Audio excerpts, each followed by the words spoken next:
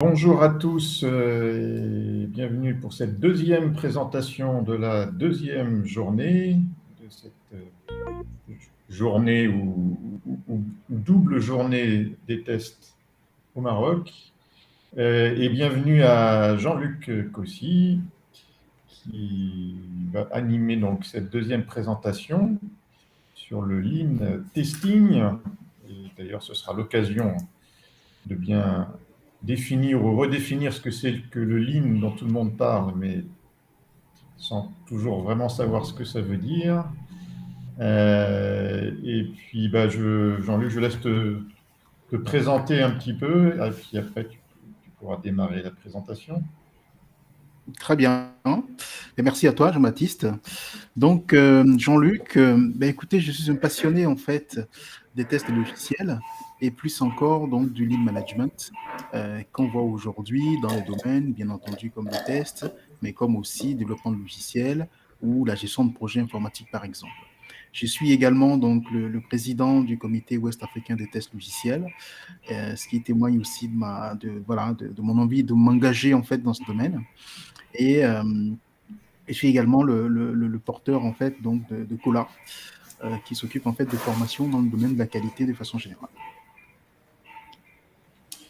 Parfait, merci. Écoute, je vais te laisser de toute façon le micro. Vous pouvez poser vos questions dans le chat et on les lira à la fin. On pourra répondre ou discuter un petit peu après la présentation. Donc, à tout de suite et bonne présentation. Merci.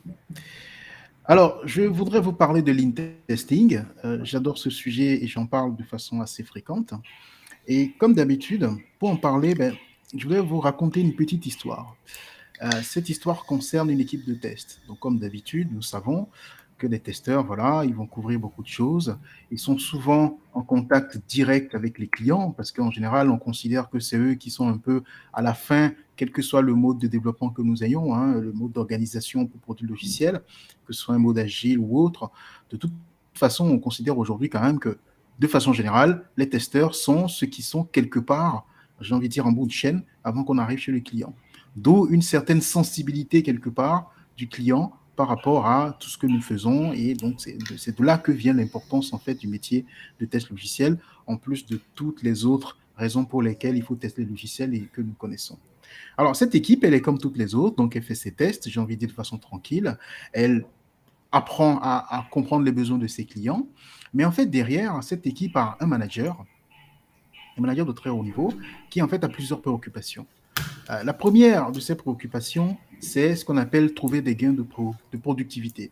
Donc, pour tous ceux d'entre vous qui travaillez dans les sociétés de services en informatique, par exemple, la productivité est un vrai sujet, puisque quelque part, c'est ce qui va nous permettre, en fait, d'éliminer des gaspillages, d'être beaucoup plus productif et donc, du coup, apporter de la valeur aux clients. Donc, ça, c'est un sujet qui est fondamental et qui, bien qu'il se pose aujourd'hui de façon tangible au niveau des managers de très haut niveau, en réalité vient de ce que nous faisons nous-mêmes en tant que testeurs. La deuxième préoccupation en fait de ce manager de haut niveau, c'était de comprendre la situation des projets de test. Derrière ça, j'ai une petite anecdote, c'était par exemple de dire comment je peux comprendre le fait que des testeurs qui font très peu de tests trouvent plus de défauts que d'autres qui en font vraiment beaucoup sur le même projet, sur le même périmètre. Vous me direz, oui, ça c'est des questions de compétences, c'est des questions de productivité, c'est des questions de technique, etc., etc. C'est des questions d'expérience. Mais la question est justement sur un projet de test qui est en cours ou sur 10, 15, 20 projets, d'arriver à comprendre de façon extrêmement fine la situation de ces projets et d'être capable de dire, ah oui, ici, nous avons un problème de compétences, un problème, un gap en tout cas de compétences, et donc on sait dans quel sens il faut aller pour apporter de la valeur au client. Et la dernière préoccupation, c'est redonner du sens. Vous savez tous que, voilà, on a créé des référentiels de compétences. On a travaillé sur le processus. Donc, il y a eu beaucoup d'approches finalement dans les organisations. Il y a eu même de la réorganisation également pour faire que tout aille mieux. Mais au bout du compte, on a encore besoin de redonner du sens au travail en fait aux personnes. C'est-à-dire que vous prenez un testeur lambda, puis vous dites, oui, bon, je fais mes tests, mais pourquoi tu le fais, quel sens ça a pour toi, c'est extrêmement difficile. Et ça, c'est lié aussi à ce que j'appelle retrouver une nouvelle dynamique, vraiment une espèce d'envie de faire le travail, une raison pour laquelle on fait ce travail-là, et donc on se sent bien dedans et on a envie d'évoluer. Donc ça, ce sont des questions qui se posent vraiment au niveau très haut en termes de management, mais comme vous le voyez, en réalité, retombe bien, bel et bien de ce que j'appellerais le terrain, c'est-à-dire des testeurs qui, tous les jours, font des tests et essayent de satisfaire le client. Alors, face à ça, ce manager, bien entendu, il a mûri sa réflexion, notamment en se faisant accompagner par ce qu'on appelle des coach lead, hein, donc des experts de ce type de démarche, et on va voir un peu plus après ce qu'on veut dire par là. Il en est arrivé à la conclusion qu'il faut agir au niveau des testeurs, bien entendu, mais il faut agir à leur niveau pour les faire progresser et par conséquent faire progresser l'entreprise. Vous allez me dire, bon, il n'y a rien de nouveau, c'est une grosse ambition qu'on a toujours eue, puis quelque part, oui, c'est ce qu'il faut faire. Alors, ce que ça veut dire, en fait, c'est agir au niveau des testeurs, c'est réellement les aider à retrouver cet esprit critique qu'ils ont vis-à-vis de leur propre travail. Avoir un esprit critique, c'est par exemple dire, ah oui, aujourd'hui, je n'ai pas fait suffisamment de tests. Ou alors, les derniers tests que j'ai faits, leur qualité n'est pas suffisante. Est-ce que ce sont des questions que vous êtes capable de vous poser tout seul et du coup, d'entrer dans une démarche qui vous permet de faire mieux, ou en tout cas de mieux vous positionner personnellement par rapport à ce que vous faites? Vous voyez, ce n'est pas évident. Donc ça, c'est un premier point.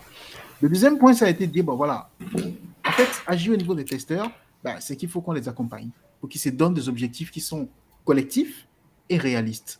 J'insiste sur ce dernier point parce que réaliste, ça veut dire que, bon, si on décide de s'améliorer dans ce qu'on fait, on ne va pas dire que demain, le client sera complètement satisfait. Non, on a besoin réellement d'avancer, donc étape par étape, donc c'est avoir cette vision de la réalité et de travailler collectivement puisque vous êtes toujours dans une équipe quand vous êtes aujourd'hui testeur, quel que soit votre niveau, quelle que soit l'organisation dans laquelle vous êtes en fait.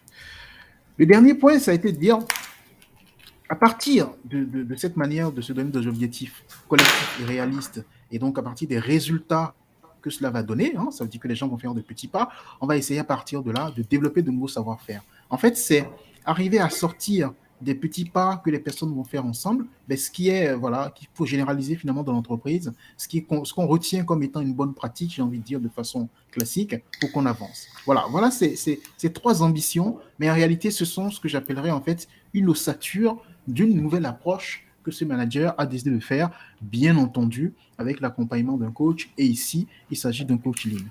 Alors concrètement, pour les équipes, qu'est-ce que ça veut dire? Ça veut dire qu'en fait, ils vont faire un atelier, et c'est ce qu'ils ont fait, se mettre ensemble, bien entendu avec l'aide d'un coach, pour observer leur activité d'une certaine manière, observer l'organisation et se mettre d'accord sur le fait que, ok, nous allons changer, et nous allons changer en fait de cette manière-là.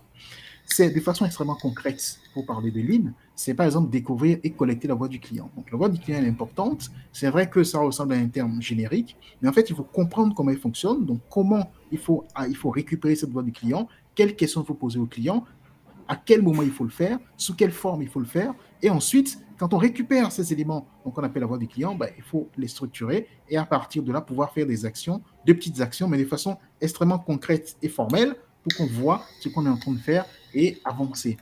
Le deuxième point, et ça c'est encore un outil Lean, hein, c'est ce qu'on appelle des gaspillages. Vous voyez, donc là, c'est voir et apprendre en fait des gaspillages et comprendre concrètement dans leur activité qu'est-ce qu'il y a comme gaspillage. Donc pendant cet atelier, ils ont réellement fait ça. Le coach lui a appris le concept Lean de gaspillage et ils l'ont appliqué sur leur travail en fait en se divisant en plusieurs groupes. Il y en a qui sont donc repartis faire des tests de façon classique, de façon normale, puis les autres les ont observés en utilisant ce prisme d'observation des gaspillages qui est spécifique au Lean, ce qui leur a permis de voir en fait des tas de choses qu'ils ne voyaient avant. Vous voyez, en fait, c'est comme ça qu'on commence à susciter cette espèce d'intérêt en fait par rapport au travail qui reprend en fait une nouvelle dimension. La troisième partie, c'est quelque chose que nous connaissons très bien en tant que testeurs, mais qu'en réalité, nous traitons une partie. Nous traitons des défauts. Nous essayons de faire des choses pour empêcher que les défauts arrivent. Mais ici, on parle vraiment d'un concept de gestion de la qualité de façon globale. C'est par exemple, et dans ce cas-là, ce qu'ils ont fait, ça a été de prendre tous les défauts qu'ils avaient trouvés et de faire en fait des paretos de causes. Les paretos de causes permettent de dire, voilà, ce défaut-là, c'est une cause donnée, ainsi de suite. Donc, quand on a listé toutes les causes, en fait, de tous les défauts qu'on a pris, on va les regrouper par cause. Et là, j'insiste, je parle des causes racines, hein, c'est-à-dire que voilà, on va se poser la technique des 5 pourquoi, du pourquoi, du pourquoi, et du coup, on voit tout de suite quelle est la cause pour laquelle nous avons eu le plus de défauts, ce qui nous donne immédiatement, en fait, un levier d'action pour s'améliorer de façon extrêmement rapide. En lean management, il y a aussi d'autres concepts, comme par exemple la variabilité. C'est le propre en fait de ce qui varie. C'est-à-dire que si je quitte ici pour aller, je ne sais pas moi, à l'Arc de Triomphe, qu'est-ce qui va faire que ensemble, qu'est-ce qui va faire que chacun de nous va mettre en fait une durée différente, un temps différent pour y aller. Donc il va y avoir plusieurs facteurs. Il va y avoir la manière dont on conduit, il va y avoir des choses qu'on va croiser en chemin, etc., etc. Donc c'est important pour des testeurs qui finalement produisent des tests, parce que ça reste quand même une réalité, pour essayer d'améliorer la qualité du produit, de se rendre compte et de comprendre de ce que c'est la variabilité et du coup de mettre en place les actions qui vont leur permettre en fait de maîtriser cette variabilité-là. Parce que la variabilité, ce qui se passe, c'est que le client va percevoir cette variabilité. Donc, il va y avoir par exemple des moments où ils vont trouver suffisamment de défauts, des moments où ils ne vont pas en trouver, etc., etc. Il y a autre chose quand on commence à parler de variabilité, mais c'est que du coup, on essaye de voir comment il faut travailler de la bonne manière pour garantir quelque part un niveau de qualité de données au client et tout le temps. Et donc, c'est en lean management ce qu'on étudie pour ça, c'est ce qu'on appelle les standards de travail. Et donc, effectivement, à partir du moment où ils ont observé de la variabilité sur la manière de créer le test, eux en particulier, c'était sur la partie conception, la partie écriture, la partie exécution, mais surtout sur la partie collecte de données. Les types de requêtes SQL qu'il fallait faire pour collecter des données et les utiliser, mais ils ne les faisaient pas de la même manière. Donc, résultat, il y en a qui avaient des données qui n'étaient pas les mêmes, qui n'étaient pas suffisamment fiables, et surtout, ça ne prenait pas le même temps pour chacun. Donc, du coup, ils ont écrit des standards de travail qui permettent de dire, voilà, à partir de, voici l'état de l'art, en fait, la manière la plus fine et la plus avancée que nous avons dans l'équipe aujourd'hui pour faire ce travail-là. C'est écrit de manière très simple pour que chacun de nous puisse l'utiliser et éviter donc de propager cette variabilité au niveau du client. Alors, dans cette capacité à observer son activité et à son organisation et à acter le changement, il y a un deuxième point qui est une espèce de socle et qui est fondamental en fait dans la démarche ici, c'est apprendre à résoudre les problèmes de façon structurée avec une approche donc qui est le PDCA. Alors, je sais, nous parlons souvent de PDCA, c'est beaucoup dans la littérature, mais je vous assure que c'est extrêmement difficile de voir des personnes qui savent l'appliquer pour avoir des résultats de façon extrêmement concrète dans ce domaine-là particulier qui est le nôtre, c'est-à-dire celui des tests et de la qualité de façon générale. On va en parler un peu plus tard. J'ai fait une conférence, donc je crois la JFTL de 2020, où j'ai présenté en détail comment fonctionne un PDCA en montrant des exemples extrêmement concrets de 3 équipes de tests donc, qui ont fait des PDCA et qui ont donc généré des résultats. Voilà, il faut retenir ici que ce qu'ils ont fait, c'est vraiment passer du temps pour comprendre le PDCA et donc du coup se rendre compte des différents écarts de performance qu'ils ont et qu'il va falloir qu'ils apprennent en fait avec le PDCA. Ensuite, voilà, ça c'était la partie atelier. Et donc, du coup, on a eu après la partie implémentation. Donc, c'est vraiment que je disais que l'atelier, c'était pour, voilà, on observe le processus, on observe ce qu'on fait, on voit des écarts, on acte le fait qu'il faut qu'on change. Et bien, du coup, on se met au travail. On commence à travailler différemment. Et donc là, c'est vraiment se mettre dans les conditions qui vont leur permettre en fait de s'améliorer, de performer. Et là, le premier point, ça a été de construire un environnement qui va favoriser l'amélioration. C'est-à-dire qu'un environnement qui va leur permettre de voir des écarts de performance de façon extrêmement simple et ensuite de pouvoir agir. Et cet environnement, il est constitué en fait de 2 parties. La première partie, c'est le management visuel. Donc, beaucoup d'entre vous connaissez, que vous travaillez en agile ou pas d'ailleurs. Et la deuxième partie, ce sont les indicateurs de performance. Alors, j'insiste sur ces 2 parties parce que ces 2 éléments, en fait, sont ensemble. Ce n'est pas qu'on va utiliser le management visuel juste pour voir des choses et puis voilà. Non. Le management visuel va nous permettre réellement, à tout moment, en fait, de savoir si tout va bien ou pas dans notre capacité à produire nos tests. À tout moment, à tout le long de la journée. Et là, donc, derrière, ce qui nous permet de prendre des décisions, de comprendre la situation, ce sont bien entendu les indicateurs de performance. Et c'est la raison pour laquelle ces indicateurs de performance sont, de mon point de vue et de mon expérience dans ce domaine, indissociables en fait du management visuel. Donc, vous voyez, eux, ils ont décidé donc de regarder la productivité, d'accord. Donc, quand vous êtes dans une équipe de test aujourd'hui, la productivité, c'est réellement le nombre de tests que vous avez exécutés, parce que finalement, qu'on fasse de la conception, de la collecte de données, des données dans des bases, des données des tests, etc., pour écrire, concevoir des tests, la finalité est de les exécuter, de trouver en fait des défauts. Et donc, du coup, trouver des défauts, on considère que le nombre de tests qu'on exécute par jour, par personne, nous permet d'avoir une courbe de productivité qui, du coup, est bien sur l'équipe, qui est un élément important pour comprendre, finalement, où est-ce que nous en sommes en termes de performance. Alors, il y a une autre version de la productivité qui consiste à regarder le nombre de défauts qu'on trouve, parce que quelque part, en tant que testeur, nous voulons trouver des défauts. Donc, je n'ose pas dire que si vous passez une journée à tester et que vous ne trouvez pas des défauts, ce n'est pas bien. Mais je pense qu'il faut se poser des questions, parce que quelque part, hein, la productivité des tests, ça trouvait des défauts. Donc, vous pouvez aussi, en termes de productivité, compter en fait le nombre de défauts que vous trouvez. Ils ont aussi suivi la satisfaction client, bon ça c'est normal, c'est une note sur 10. Ils ont suivi aussi bien entendu le taux d'anomalie, c'est simplement les anomalies que trouve le client une fois qu'eux ils ont fini de tester et que le logiciel a été donc livré au client. Ça c'est tout à fait normal, on veut savoir si l'équipe de test est réellement un vrai mur de la qualité sur tout le processus en fait de production de valeur vers le client. Et je pèse mes mots, c'est vraiment de la valeur, puisque le sujet ici c'est de se repositionner un peu plus sur la chaîne finalement de production d'un logiciel ou autre, et d'apporter de la valeur et de ne pas être juste là à faire ce que j'appellerais de la correction aux touches, puisque c'est ça que beaucoup de testeurs, en fait, font aujourd'hui. Alors, je parlais de management visuel, c'est important. C'est ce type de management visuel qu'ils ont créé. Vous voyez ici, nous avons effectivement, c'est un Kanban, en fait, hein, mais avec quelques éléments en plus. Nous avons l'approche Kanban, qui est le processus de production des tests de l'équipe, à savoir qu'il y a une conception, une écriture, une exécution, et puis c'est fini. Vous avez des éléments pour savoir si c'est fini ou pas, qui sont des points clés d'un point de vue voilà, qu'on voit beaucoup dans les équipes agiles, hein, la definition of done, etc., dans quel sprint ils sont. Mais vous avez, vous voyez en bas, la partie bac rouge, qui veut dire que chaque fois qu'un test, vous voyez, les post-it qu'on voit dans la partie conception, écriture, exécution, etc., sont des tests qui sont en cours, tout simplement.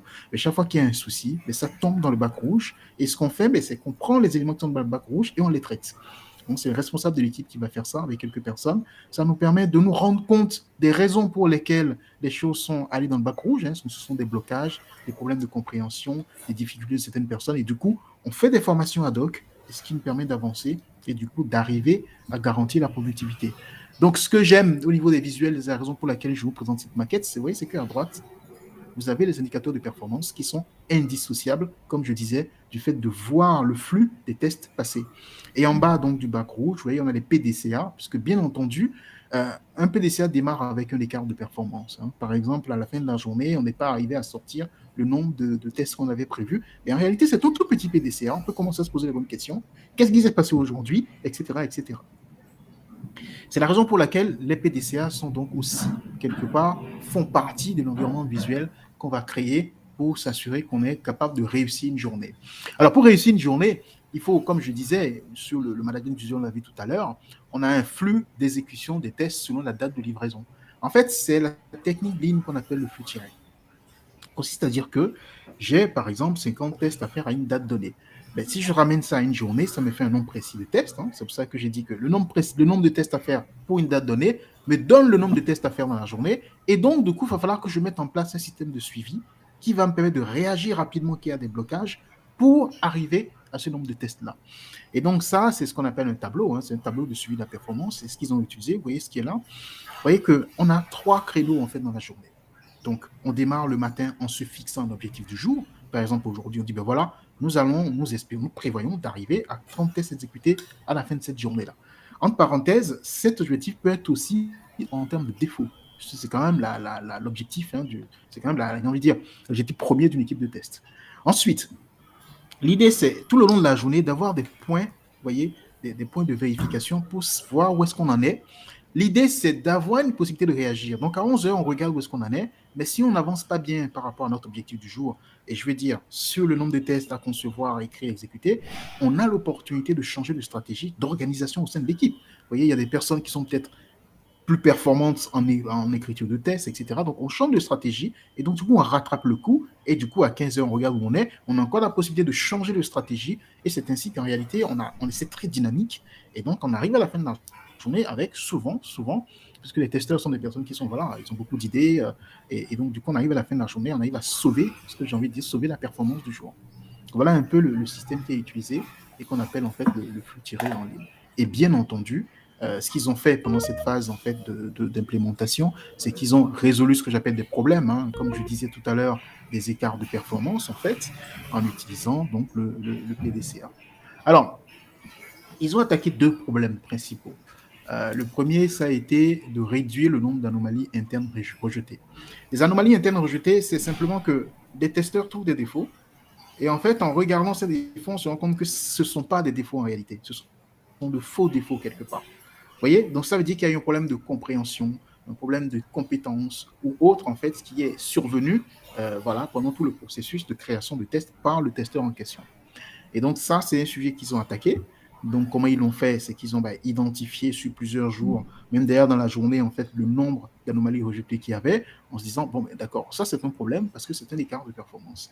Donc, à partir de là, chaque fois qu'il y a une anomalie rejetée, ils les ont regardé concrètement, qui les a fait, pourquoi ça a été rejeté, pour dérouler finalement ce qui s'est passé et se dire, ah oui, donc c'est en fait parce que tu n'as pas compris voilà, les user stories qui ont été discutées, c'est parce que dans les user stories, il manquait en fait quelque chose. Voilà, je cible un peu les types de raisons qui sont des causes premières qu'ils ont identifiées, mais c'était souvent des problèmes de compétences. Pas des compétences en fait du testeur lui-même, mais c'était plutôt des compétences métiers. Vous voyez? Donc, voilà, le testeur travaille souvent pour le métier, hein, l'aéronautique, la santé, etc. Et il n'est pas évident de cerner tous les aspects, bien que tous les acteurs possibles soient présents. Hein. Je parle des product owners, des gens du métier et tout ça. Il n'est pas toujours évident de cerner tous les aspects possibles pour arriver à trouver des défauts, surtout au début ou quand une nouvelle personne rejoint en fait l'équipe. Donc, ce que j'essaie de vous dire par là, c'est que chaque fois qu'on identifie la cause racine d'une anomalie interne qui est rejetée, donc d'une fausse anomalie, eh bien, on la traite immédiatement, ce qui permet, vous voyez, tout le long voilà, tout au long de l'année, tout le temps, de faire cette espèce de nivellement, de réduire les écarts en fait en termes de compétences au niveau de l'équipe de test. Donc, c'est une technique extrêmement efficace. Donc, ça, c'est un premier PDCA qu'ils ont fait et qu'ils ont fait tourner pendant assez longtemps. Le deuxième, ça a été de réduire les correctifs liés au client et qui, en fait, n'étaient pas bons du premier coup. Ce qui se passait, c'est que, vous voyez, on trouve un défaut. Voilà, en fait, déjà, le client identifie un défaut alors qu'on a tout fini, que les testeurs ont fini de travailler, etc. On trouve quand même des défauts et donc, du coup, on refait une nouvelle livraison au client. Et bien, on se rend compte que même dans ces correctifs-là, ils ne sont pas bons du premier coup. Vous voyez, c'est comme si on avait une grille avec des trous dedans. Et donc, le problème, ça a été de dire, bon, OK, là, on va attaquer ce sujet avec un PDCA. Et donc, ils ont utilisé plusieurs techniques. Hein. La première, ça a été d'aller trouver un expert métier pour faire ce qu'on appelle le mur de la qualité. On considère que c'est celui qui va faire des vérifications extrêmement précises quand on aura fini de tester le correctif. Et l'objectif est de voir, bien entendu, ce qui ne va pas pour pas que ça aille au client, mais ce n'est pas une organisation qu'on met en place pour toujours, c'est seulement temporaire, parce qu'on identifie, du coup, les éléments qui font que les testeurs n'arrivent pas à trouver certains défauts, qui étaient, dans ces cas-là en particulier, encore des éléments de compétence. Donc, quand l'expert fait le mur de la qualité, on voit les problèmes, et à partir de là, tout de suite, on va, en fait, ensemble, avec les testeurs, essayer de voir comment corriger, en fait, le problème. Alors, donc, sur la première partie, la réduction du nombre d'anomalies internes rejetées, et en fait, ils ont bel et bien réussi ce PDCA-là, puisqu'ils ont réduit ce taux-là de 44% à 4%. Ça, c'était en 3 mois. Le deuxième PDCA, en fait, qui concerne les correctifs, en fait, livrés aux clients et qui ne sont pas bons du premier coup, ils sont passés de 23% à 0%. C'était vraiment important de passer à 0% parce qu'autrement, ça générait, en fait, une insatisfaction client qui est assez forte. Alors là, je vous ai raconté ce qu'ils ont fait. Mais en réalité, il y a eu, bien entendu, comme vous vous en doutez, une des améliorations, 2 types d'améliorations. En tout cas, je vais démarrer par la plus triviale, j'ai envie de dire, qui est l'amélioration de performance. On a vu la productivité augmenter, vraiment passer augmenter de plus de 100%. Alors, pourquoi elle a augmenté la productivité? C'est simplement parce que, vous voyez, les testeurs, ils travaillent à différentes vitesses, bien entendu, mais le système qui a été mis en place, qui permet de se rendre compte à différents moments de la journée si on est en train de progresser ou s'il n'y a pas de blocage, ce système a permis réellement de lever les blocages, de changer les stratégies en fait de distribution du travail et derrière, du coup, d'améliorer petit à petit la productivité. Donc, ce résultat que je vous présente en fait est sur 3 mois. Et puis, de l'autre côté, les anomalies qui étaient identifiées par le client ont baissé de 14%. Donc, c'est pour vous dire que cette approche-là, on sait du Lean avec des tests. Donc, on a vraiment mis des pratiques du Lean, en fait, une équipe de tests qui a commencé à utiliser des pratiques du Lean Management et qu'on a des résultats, réellement des résultats de performance, en termes de performance qui sont importantes. Il y a aussi eu des résultats vis-à-vis de l'équipe, ce que j'appelle la motivation. C'est vraiment, vous voyez, quand vous avez un PDCA, vous commencez réellement à travailler sur ce que vous faites. Ça redonne du sens. Ça redonne une envie, puisqu'on vous donne les moyens quelque part, vous-même, de mettre en place vos propres améliorations. Et derrière, vous avez l'autonomie, comme je le mentionne là. Mais on a vu aussi des changements de posture, c'est-à-dire des personnes devenues très moteurs, aller directement le matin vers le management visuel, essayer de le faire améliorer, se poser des questions de stratégie, en fait, de discipline de travail à chaque créneau, à 11 heures, à 15 heures, etc., vous dites, tiens, et si on changeait un peu ce qu'on faisait? Et puis, bien entendu, ce changement de posture s'est propagé en fait vers les managers, puisque à partir du moment où vous voyez une équipe qui devient autonome, ben, votre rôle en tant que manager commence à changer, j'ai envie de dire, quasiment naturellement. Le lean et les tests, c'est quoi? Moi, j'aime bien dire que le testeur trouve les défauts que le client ne trouvera pas. J'aime beaucoup cette phrase parce que quelque part, on voit bien le positionnement, j'ai envie de dire, le début de positionnement en valeur ajoutée. Alors, réunir les tests, en fait, c'est quoi? C'est passer de ça à quelque chose que j'appelle s'impliquer dans la recherche de causes racines. Donc, vraiment, c'est renforcer votre capacité à tomber dans la recherche de valeur ajoutée, puisqu'il y a des défauts. Il ne faut pas juste reporter les défauts, il faut commencer à aider l'organisation finalement, et soutenir, accompagner tous les changements qu'il va falloir faire pour que ces défauts ne reviennent plus. Donc, vous voyez, c'est vraiment ce positionnement sur ce que j'appelle basculer en valeur ajoutée au lieu de rester sur ce qu'on appelle de la correction retouche, qui consiste simplement à refaire des tests, voir des défauts et dire, ben voilà, il y a des défauts. D'accord? Et donc, c'est une évolution du rôle de testeur, puisqu'on a vraiment cherché à trouver du sens. Trouver du sens, c'est d'abord savoir et comprendre les enjeux en fait des clients, des personnes pour qui vous travaillez, des personnes que vous aidez à progresser. Donc, ce sont vos clients. C'est faire évoluer vos compétences. Et ce faisant, ben, vous allez amorcer une mutation.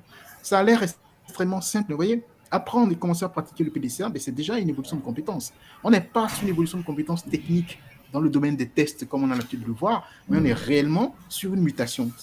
Voilà, une mutation vers un autre aspect, mais qui est toujours les aspects des qualités, c'est toujours dans, j'ai envie de dire, c'est toujours dans notre assiette. Et donc, du coup, on est bien en train de changer de posture pour commencer à réellement, comme je le mets un peu plus tard, apporter de la valeur. Et donc, apporter de la valeur, c'est, entre autres, mais pas seulement, devenir un porteur de l'amélioration continue. Donc, ce n'est pas un changement de rôle, c'est juste une évolution de posture qui est finalement de se dire, j'aide l'organisation à progresser. Et donc, vous voyez, en faisant des projets comme ça de lean avec des testeurs, hein, donc en utilisant des pratiques, et c'est ce que j'appelle des pratiques de lean testing, d'accord? Si vous allez donc sur le site de Cola, vous allez voir des formations qui sont liées à ce genre de choses. Moi, j'ai eu l'occasion effectivement d'identifier des choses qui sont classiques, qui sont incontournables chaque fois que vous essayez de faire du lean avec des tests.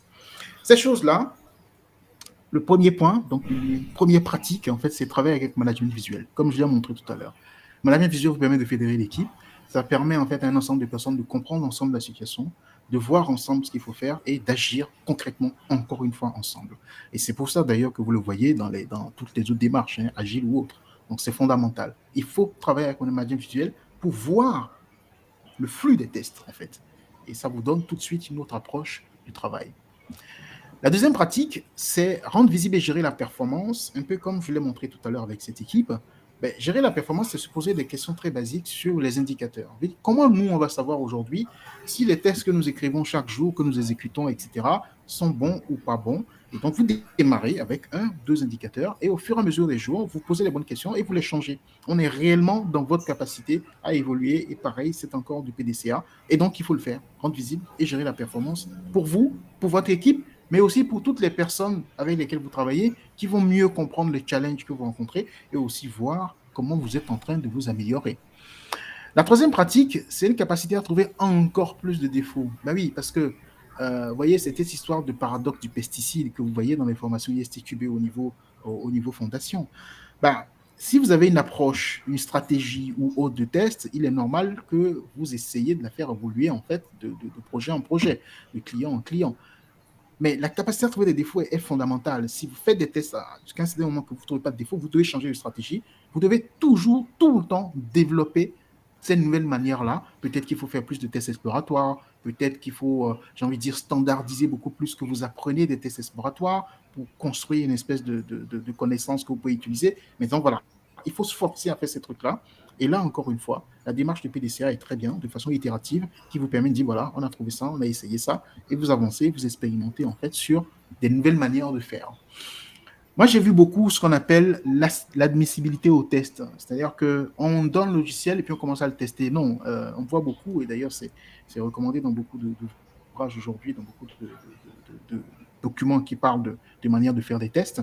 Il faut systématiquement développer cette capacité-là à dire, ce produit est testable ou il n'est pas testable, parce qu'on gagne du temps. En fait, on apporte de la valeur aussi à ceux qui nous ont donné le produit et à ceux pour qui nous testons le produit. Donc voilà, c'est pareil, encore une fois, on est en train d'éliminer les gaspillages et de se positionner réellement sur la valeur ajoutée. La cinquième pratique, c'est, comme on l'a vu tout à l'heure, vous voyez, quand on fait un mur de la qualité, c'est-à-dire qu'un expert se positionne vraiment au bout de la chaîne pour identifier ce qui ne va pas, ben c'est simplement pour revenir, faire une boucle, revenir dans l'équipe pour identifier ce qu'il faut apprendre les gens, ce qu'il faut apprendre à faire encore mieux pour qu'on n'ait pas ces défauts-là. Et donc, il faut développer le savoir-faire des testeurs tout le temps, de façon itérative, hein, mais de tout petites sessions de formation qu'on appelle des dojos. Ça peut être 15 minutes, hein. Ça peut être par exemple, vous voyez, de façon basique, sur comment je fais une requête SQL avec des jointures. Rien d'autre. Ou alors, voilà, comment je redémarre un serveur SQL. Des choses extrêmement basiques. L'idée, c'est ça. Parce que c'est une collection de ces petites choses-là qui vont faire que je vais évoluer en fait en termes de compétences. La sixième pratique, et donc qui est l'avant-dernière, c'est de pratiquer ce qu'on appelle le hand-on. Le hand-on, c'est une technique en fait lean, vous allez le voir chez Toyota par exemple, qui fait que vous avez une équipe qui écrit des tests, mais on veut que dès qu'il y a un doute, dès qu'il y a un problème, ben, on lève la main quelque part. Hein. Le hand-on, c'est quelque chose qu'on actionne, hein. C'est un signal qu'on actionne pour dire « Ah, j'ai un problème », et donc du coup, le manager, ou en tout cas la personne la plus qualifiée, vient immédiatement nous aider. Et donc du coup, vous ne perdez pas de temps à chercher, etc. Il n'y a plus de risque à introduire de la non-qualité dans ce que l'équipe est en train de produire. Donc le hand-on s'est avéré extrêmement efficace en fait dans la démarche dont je vous ai parlé là. Donc, ça fait partie de quelque chose que j'ai retenu et qu'il faut vraiment, si vous voulez faire de lean testing, qu'il faut que vous appreniez à mettre en place avec vos équipes. Puis ben, la dernière, qui est vraiment la plus importante, on a parlé de PDCA, ben, c'est toujours rechercher les causes racines des défauts, et ceci avec une approche, une approche structurée de résolution de problèmes, en l'occurrence ici, le PDCA. Voilà. Donc, ce sont vraiment des pratiques que moi, j'ai eu l'occasion de mettre en marche. À chaque fois, c'est des choses que j'ai retenues. À chaque projet, ça a été des constantes. Tout ça pour vous dire qu'en fait, vous voyez, le lean testing, c'est bien entendu de la performance des activités de test, mais on l'a vu là, c'est allier finalement le développement personnel en fait des testeurs et de la performance en fait des activités de test. Donc, ces deux éléments, comme vous le savez, sont indispensables en fait pour réussir. Voilà, ben écoutez, j'ai fait le tour. Merci pour votre attention. Et puis ben là, je suis ouvert aux questions. Merci Jean-Luc, très intéressant et puis pas un peu différent hein, de ce qu'on a l'habitude d'entendre. Donc c'est toujours une bonne chose d'avoir des choses comme ça un petit peu nouvelles qui viennent.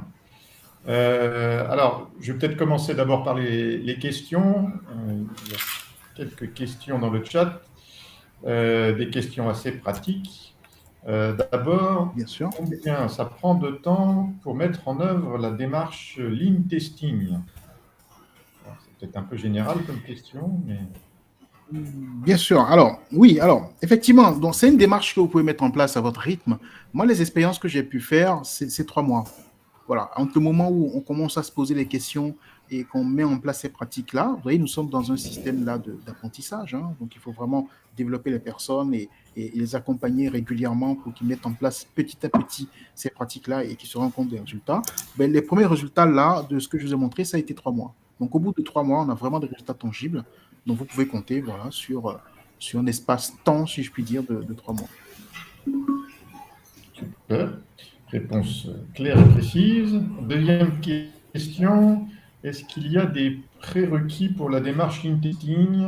On parle, voilà, en termes de coopération avec les parties prenantes, de support du management ou autre. Alors, tout à fait. Alors, oui, il y a des prérequis, je dirais, organisationnels. Parce qu'effectivement, dès qu'une équipe commence à se comporter comme ça, hein, ce qui est très positif, il est tout à fait normal d'informer donc les personnes. Donc, le premier prérequis, c'est bien entendu que le management soit informé, que le management soit impliqué et que votre manager veuille le faire.